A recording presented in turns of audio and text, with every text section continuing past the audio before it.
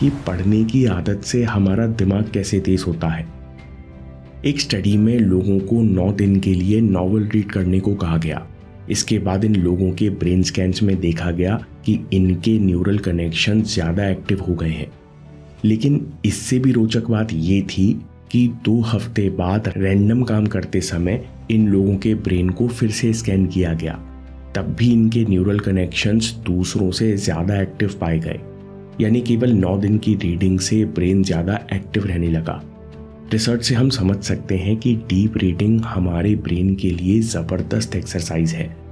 जितने ज़्यादा ब्रेन के न्यूरल सर्किट एक्टिवेट होते हैं उतना ही हम बेहतर तरीके से इंफॉर्मेशन को प्रोसेस करते हैं, चीज़ों को जल्दी और बेहतर तरीके से समझते हैं।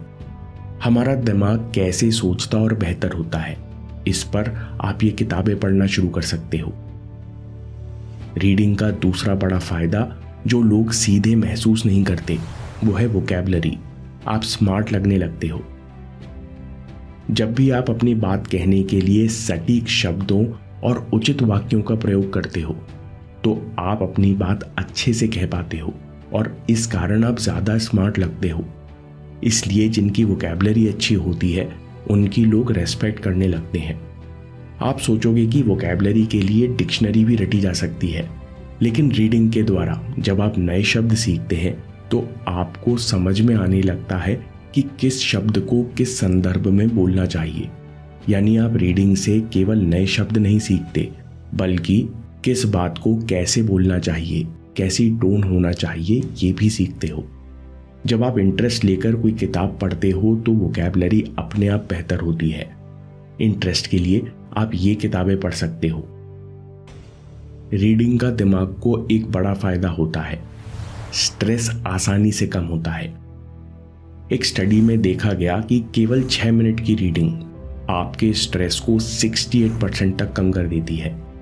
वैसे तो स्ट्रेस दूर करने के लिए हम मेडिटेशन, योग और एक्सरसाइज कर सकते हैं, बाहर घूमने भी जा सकते हैं, लेकिन पॉइंट ये है कि हमारे पास रीडिंग के रूप में एक और टूल है जो कम से कम मेहनत में बहुत ही सस्ते दामों में आसानी से स्ट्रेस कम कर सकता है।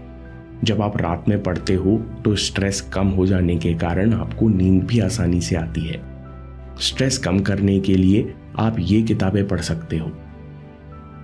अगला फायदा है deep and practical knowledge. Shorts और रील्स देखकर हमको लगता है कि हम बहुत कुछ सीख रहे हैं, लेकिन ये सब सतही लेवल की इंफॉर्मेशन है जो आपको 30 सेकंड बाद याद भी नहीं रहेगी और इसका आप इस्तेमाल भी नहीं कर पाओगे, और आपने याद भी कर ली तो भी आप इसका इस्तेमाल नहीं करोगे।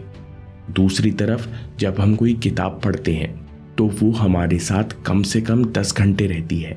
कई बार हम एक ही किताब थोड़ी थोड़ी करके हफ्ते भर में पढ़ते हैं, यानी कई दिनों तक किताब के कंसेप्ट दिमाग में बार बार प्रोसेस होते हैं और हम कई दिनों तक उसी टॉपिक के बारे में सोचते रहते हैं, जिस कारण हमें वही जानकारी, वही कंसेप्ट जीवन के बाकी हिस्सों में, न्यूज़ और मूवीज़ में हर जगह होते हुए दिखने लगती है, क्योंकि किताब बहुत गहराई में जाकर आपका नज़रिया विकसित कर देती है, आपका हिस्सा बन जाती है।